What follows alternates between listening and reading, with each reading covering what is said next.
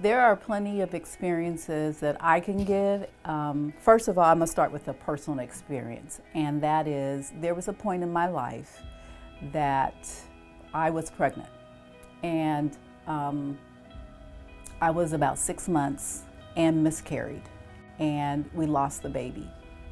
And I remember laying in the hospital and just feeling totally lonely and probably feeling depressed a little bit and like, God, why did you let this happen?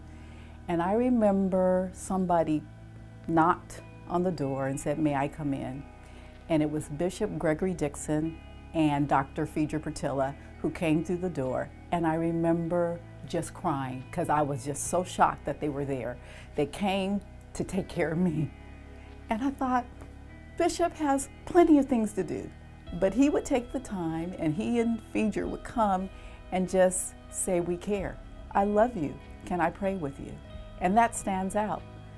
But it never ends because I feel like Center of Hope has always been that place of care. I think about Bishop Reed, I think about Greg Nelson, I think about William Young, I think about Pastor Darby. All of them showed love. They took their time and make sure that the saints were cared for. And we still do it. It's not something that just started. Care has always been going on forever and ever and ever. We have the heart of Jesus. So when people see the Center of Hope, they know there's hope. We might not fix their immediate need, but they know there's hope. And I'm not going to stay in this situation forever. Somewhere in the future, God's going to fix it. But we have deacons and we have lay people, we have ministers, and there's one specific person that I can think of that comes to mind that really cared, and that was Bill Dednam. Bill Dednam and his wife Louise came in at a particular time when we needed somebody to care. There's two in our congregation at the time that were married for over 60 years. So I called up Bill and I said, Bill, this person needs some care right now. So Brother James Dunham, older man, about 80 years old, wanted to see his wife, and they were in two different care facilities. They hadn't seen each other for a while. Jane, his wife, was on hospice care, and he just happened to express, I would love to see my wife. And I was thinking, God, how can we make this happen? And so called up Bill and Louise and just kind of explained the situation to them, and he says, okay, gonna make it happen. And I had no idea what Bill was going to do. So what Bill did is he called James Dunham and said to him, can I come and pick you up? Let's go visit Jane. It's her birthday. And so they picked him up, and on the way there, James said, I need some flowers to take to my wife. They stopped, got flowers. They got James a haircut. They fixed him all up so that he could see his wife. And they surprised her. They surprised her for her birthday. They went to where she was at, her convalescing home, and they surprised her with balloons and just, she was so shocked. And just the pictures that we saw from that told it all. It's like, oh my God, she is so excited, and so is he. So a dream came through. They had planned a party for her. And I think the one thing that sticks in my mind is Jane went home to be with the Lord, but her little dream was answered, and James made it come true.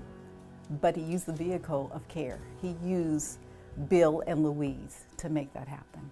And so, gosh, that is so exciting. It gives me chills. It makes me want to cry because that's what care is all about. Care is loving. You go out your way. You do what you need to do to make it happen, to uplift a spirit, to hold them up.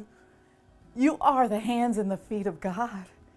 You love them the way Jesus did. He gave his very life. And so often we can't do anything. We're immobilized because we're thinking of ourselves. And here was a chance that somebody could take the time and love on them. That says it all.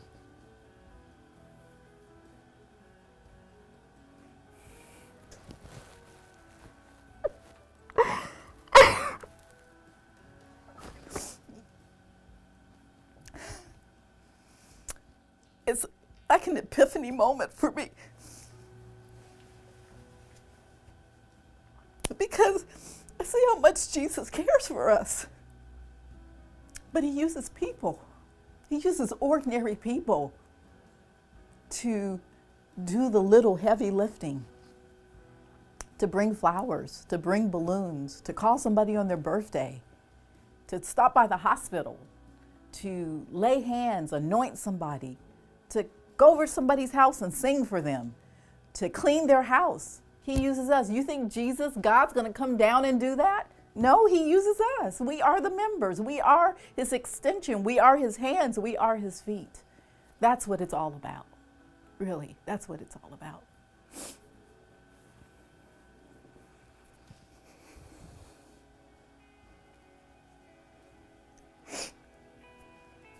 Think of it kind of like this.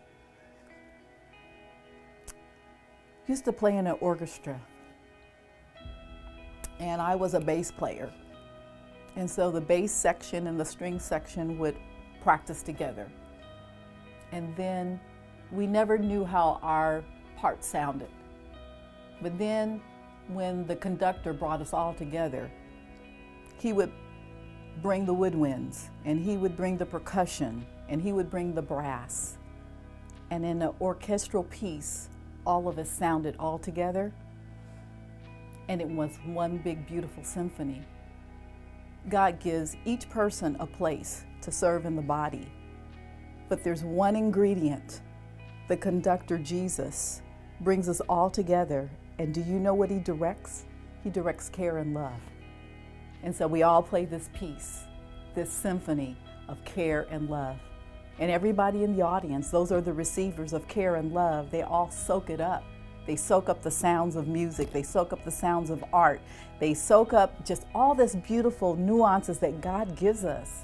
It's love and care that brings our hearts together. And it's just a big symphony. That's what the body of Christ is like, you know, and each of us, some of us are trying to find our place in the body.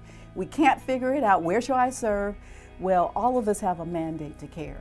All of us are part of that symphony of caring and loving. This is us. Serve.